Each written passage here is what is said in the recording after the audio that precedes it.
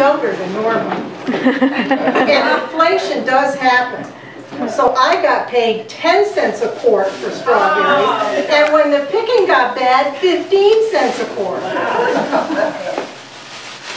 And I didn't bring my glasses up here, so yeah, my purse is there. Can you dig in there and find them? Great. But I will start. I'm going to talk to you. Well, let's see. These are okay. Thanks. Thank you very much, Mark. So I'm going to talk to you about the Pastime Riding Club. And one of the reasons I chose this was because I don't think this should go out in the history of Steventown, just kind of disappear. Almost all of us that were involved in the Pastime Riding Club are dead. And I just hate to see you forget that this existed. And I happened to think about this a couple of years ago, and Marge Schnick was still alive, and I asked her if she knew was there any of the stuff left, and she said she didn't think so. She'd look, and I never heard from her. Now she's gone, so I'm sure everything is gone. But when I was about 10, I got a pony. And I had wanted a pony for so long because Sissy Smith had a horse. And I loved Hopalong Cassidy. And I had Hopalong Cassidy guns. And I would ride my horse like this, you know, and I wanted to be a cowgirl. And Sissy Smith had a horse. Not only that, but she had Roy Rogers guns, which were much more fancy than my Hopalong Cassidy guns. But at any rate, I wanted a horse in the worst way, and I remember riding double back to the barn with her one day and getting off and walking home, and I was practically in tears. I said, I'm never going to have a horse, and I just felt so bad. And then one summer, my mother said, go over to your Aunt Mary's. Over at Aunt Mary's, they had, if any of you know, I grew up in Garfield, so there's a place there called Atwater. There's a barn there, painted on the side, says Atwater Home. Well, the big house there, which we call the big house, don't confuse it with a prison. Next to that barn was like a loading dock that they used to put the heavy equipment on and off their trucks, because my uncles were doing heavy equipment then. So I go over to Aunt Mary's, and here comes a truck, and on the truck is a pony, and I was so happy. So it was all saddled and bridled. I hopped on the pony, and I took off, and I rode all day, and I was so happy. And then the next day, I wake up, and it's pouring rain, and the pony's loose.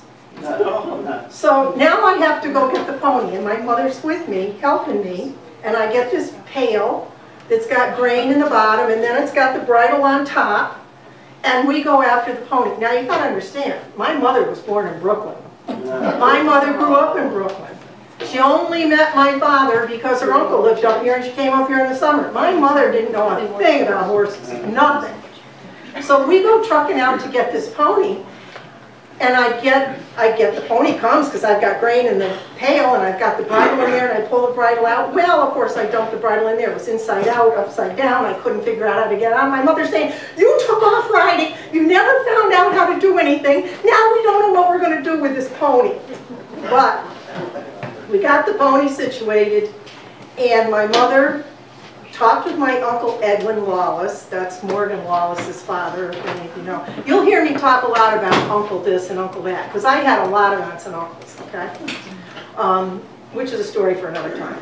Anyhow, my mother talked to Uncle Edwin, and he, my Uncle Edwin Wallace, was married to a carpenter. You know what that means? The other half of the town was related to me. So the carpenters were in this riding club, and my mother said, I think you better join this riding club.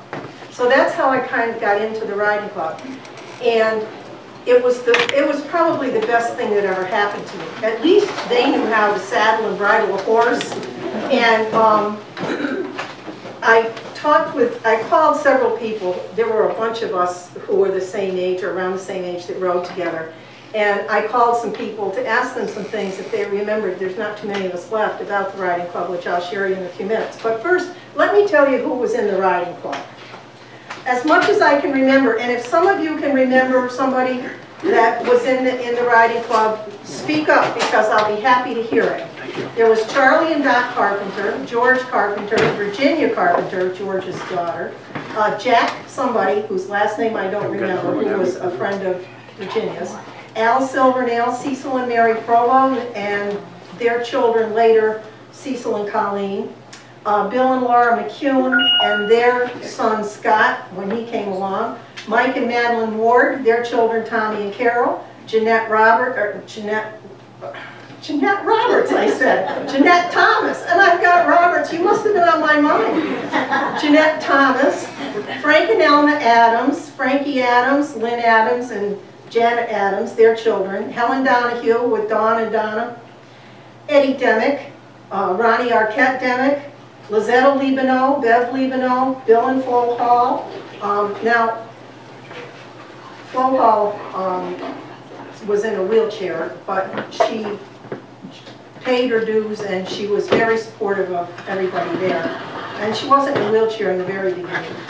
Mary and Joan, their children. Bill Hall used to be the highway superintendent in town, by the way, years ago. Lois Atwater, my mother. Myself, my sister Susan, Sis Smith, and Bill Smith, who we called Beaver when we were young, and Susan Wemple Demick. Now, what we did, when I called Susan Demick and I said to her, what do you remember about the riding club? She said, I think the thing that I remember most about that riding club was how everybody was so supportive. And that's what made this experience, for those of us that were in it, I think the best. Because those adults took care of us as if we were their kids. My mother didn't know anything about horses, and quite frankly, my father didn't and didn't care. This wasn't his thing. So I didn't really have anybody other than Uncle Edwin to help me with horses. Susan Demick, her father had work horses, but she didn't really have anybody to help her. Sis Smith and Beaver, their parents really weren't all involved. So many of us, and a lot of parents there had children that were involved with horses. But these, when we had events, and the two things that we did most were trail rides and gymkhanas. Now, when we went on a trail ride, it wasn't like today, going over to Gardner's and hopping on a horse for an hour or half an hour. Trail ride usually started around 9 or 10 o'clock in the morning. I can remember running down to the Federated Church and going to Sunday school for half an hour in my jeans and getting not a nice look from my Aunt Irene Silvernail because you didn't wear jeans in church then. And I would run out, you know, the roads used to separate like this and didn't come straight out, and then there was almost always a tree there. And I used to tie the horse to a tree there in that separation across from the Federated Church, and then I would hear the horses coming, I'd run out, hop on the horse and go with them. So we'd leave around 9 or 10 o'clock in the morning, we'd take a lunch, and we never got back until 5, 6 o'clock at night at least. Sometimes it was even closer to dark. And there wasn't any limit on where we would go. It was amazing. We did a lot of traveling over old roads that you wouldn't even know existed. You know, they were pathways and they were grown up and they were wood roads that woodcutters had used. And we went up to Greylock. I remember that. We went to, this was a ride that stood out in my mind. So it was really something. We went down to Goodrich Hollow Road, up Goodrich Hollow Road to something called Dee's Pinnacle. Do some of you older people know where Dee's? I don't know where Dee's Pinnacle is anymore. I went looking for it one time. It's a D road. Is the Pinnacle still there? Isn't everything grown up? I think everything's grown up. But it used to be you could go up there and you could stand on Dee's Pinnacle and you could look over into Massachusetts and everything. We used to go up there and look at Dee's Pinnacle. We were having a short ride. We might just do something else and come home. But I know that we used to go down the hill from there, over into Berry Pond, over through Pittsfield, and come back over Potter Mountain Road. And that takes a while. And, you know, then another time we went, I know we used to go up into Moore Hill, and over into the, over to the CCC Dam, and all through the back roads over there. And a couple of times we went on overnight campouts. we would ride the horses, we would take all the equipment on horseback, and we would go and stay overnight somewhere. I thought it was out in the wilderness. It could have been, you know, a half mile from somebody's house, but I thought it was out in the wilderness. And we cooked over the campfire, and it was great fun. And the other thing is, our club had gymkhanas. And I don't know if you know what a gymkhana is, but it's basically it's basically a contest where different things, and I will explain something to you if you want to know what they are, but right now I'm just going to tell you what we did. We had the, let's see, where's my list? We had, oh, the first thing that we did in a gymkhana, there would be a grand march, and there's some pictures over there of the grand march, where people, everybody would come in on their horses, and there would be leaders who were carrying at least the club flag and the American flag. If another club came, they could bring their flag. And there would be a group, everybody would march in, just like they do in a rodeo today, if any of you have been to one. And we would all march in and circle around, and then the people with the flags would cut out and go up front and stand looking at the stands and where all the people were parked. And then they would play the Star-Spangled Banner on a record player that, and it didn't sound too good, but it was okay because it was fun. And then we would all march back out again, and then we would start. And we had a judge whose name, I forget his first name, but his name was Carnival. He was from Pittsfield. And this is not politically correct, but back then he was called Wapo. He was an Italian guy that everybody called him Wapo. And I guess he wasn't offended because he answered to it, but now that wouldn't be a good idea. So we would leave, we would go out, and then the men would come in and set up for the contest. And we did pole bending, barrels, block race, pony express, three-legged race, obstacle race, and egg race. And that's all I could think of. I couldn't remember egg race, but Susan Demick remembered that. I hated egg race, so maybe that's why. And people would come to compete from all over. We routinely had a man and his daughter come from Cape Cod, Buzzards Bay out on Cape Cod. They came every time we had one, and they went to most of the others that we went to. And you know, that was a long way to come. We had a lot of people that, I saw several people that we used to compete, or while we were having this, I remember going to Eastern States Exposition and walking in to watch some of, I think it was the Barrels event, and there were people that we had competed against at Eastern States. And you know, some people, their parents, like Sherry Spafford from Buzzards Bay, her father, as soon as she got home at 4 o'clock, she had to practice until almost dark. Then she could go in and do her homework and all this other stuff. She had a horse that was bred to do this. She was actually from off the banks of, the outer banks of North Carolina or South Carolina, wherever all those ponies are from. But at any rate, the name of the pony was Misty. But she was a horse, but she was a small horse. And she was a fast horse. But I mean, today horses are specialized. If you went to buy a horse that Kyle Gardner uses in roping, or that his soon-to-be wife rides in barrels, you're going to pay a lot of money for those horses because that's all they do. We had horses that did everything, and whatever they did, and nobody ever put any pressure on us to win. Everybody thought it would be nice. Yeah. Everybody thought it would be nice if we won, but nobody cared. I mean, nobody put any pressure on us and thought it would be important to win. And we would go up, and we could go up and practice at the ring. Now, let me tell you where the ring was. It was on Newton Road. You know where Fuzzy lives? Everybody know where Fuzzy lives? Right behind Fuzzy was that field, and that building that was built up against the bank was the clubhouse. The Greens. And yeah, Green owns it now. But and they've torn down they had the clubhouse there for a long time, but they tore that down and put up the house now. But we had great fun, and we would go to other places for gymkhanas.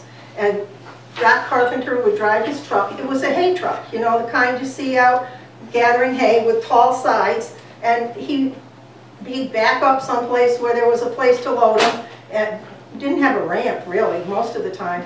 He had some way to shut it, but he didn't have a good ramp for the horses to walk up, because most of the time we backed up to things. Anyway, he'd load the horses on, and we'd tie them head, you know, so that they weren't, all their heads weren't together. And they'd get the horses loaded, and off we'd go, and we'd all follow in our cars, and everybody would go someplace. And we went to, if I can give you all the list of places, I'm running out of time, right? Yeah. Okay. There's some other speakers that want to share today before 4 o'clock. Well, you just lived a long time. It took you a long time. You should be younger. Just a cautionary note. Okay, let me just tell you. We went to New Lebanon because the Chittendens had one. Canaan, Chatham, Lanesboro, Pittsfield, Dalton, Petersburg, Grafton, and those are just the ones I can remember. And if all of us kids were about the same age from Garfield, and if we were all from Garfield, Doc would drive down there and let us get the horses off down there. Well, one night coming home, of course it was my horse's fault, because the hall girls were following behind, and they told me it was my horse's fault. Just a minute. What happens? Trucks coming down the road, and all of a sudden, Sissy Smith's horse, now mind you, the sides on these, the horses have to lift their heads to get over. That horse went out of that truck. She jumped right out of that truck coming home. We were down in front of your old house when that horse went right out of that truck. And Sissy couldn't go with us anymore because her father didn't want her horse. We thought it was terrible because he told her, let the horse out in the pasture. Well, of course he wanted her out where she would walk and not get stiffened up. We thought he was awful. All right, so I can't tell you the rest of it because there really isn't anything left to tell you. All right. We're on bio classes. I don't Yes, think I'm you on told the board name with of your horse. What? You didn't name your horse. I had 2 horses. One was named Target, and we bought a horse. My mother bought that horse for herself. But my mother was from Brooklyn, and she took one ride, and I should have done something about telling her, ride first, Mom, get used to things. But first thing she did was go out on a trail ride. And she got home and she said, no more. So I got the horse, which made me very happy. Then we needed one for my sister. There's a picture of my sister up there on that little gray pony with the black mane. And she got the pony and I got the horse. But then we went to buy her a horse and it had a hard mouth and I ended up with 2 because she didn't want to ride it again. So,